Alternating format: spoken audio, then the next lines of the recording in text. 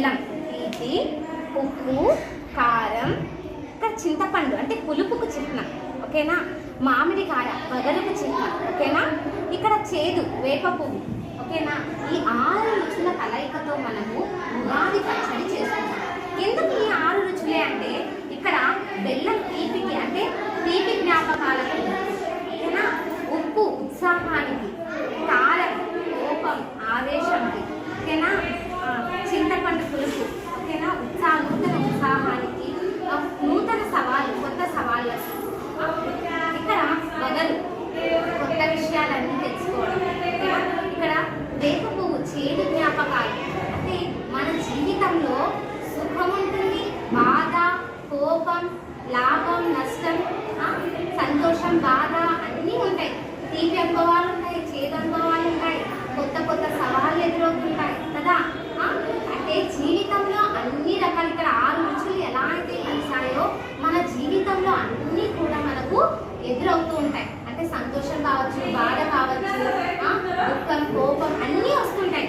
అన్నిటినీ ఎదుర్కొంటూ జీవితంలో ముందుకు అడుగు వేయమని చెప్పేసి మనకి ఈ ఉగాది పండుగ ఉగాది పచ్చడి ద్వారా మనకు తెలియజేస్తుంది, సరేనా.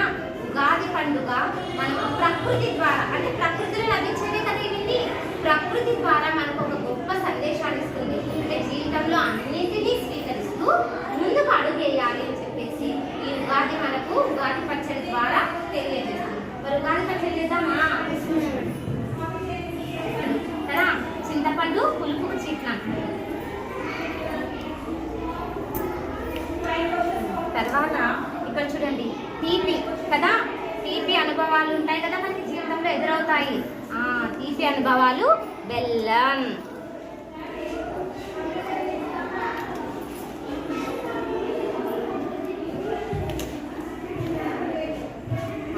తర్వాత మనకి చేదు అనుభవాలు కూడా ఎదురవుతాయి కదా జీవితంలోనా. చేదు అనుభవాలకు గుర్తుగా ఇక్కడ వేప పువ్వు కదా, వేప పువ్వు మనము వేసుకుంటాం.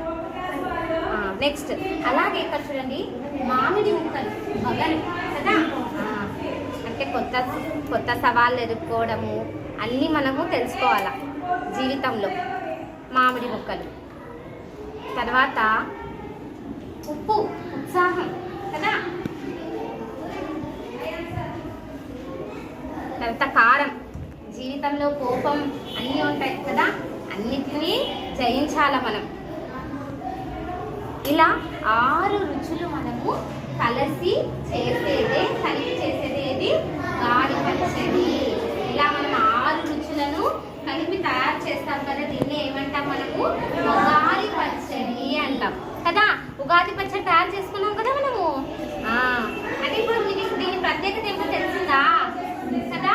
ఉగాది ఏం చెప్పాను, ఉగాది పచ్చడి ద్వారా మనకు ప్రకృతి ద్వారా ఉగాది పండుగ మనకు గొప్ప సందేశాన్ని ఇస్తుంది.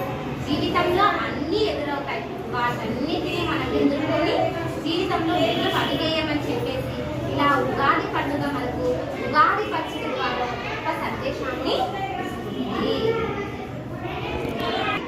చెప్పండి. మరి అందరికీ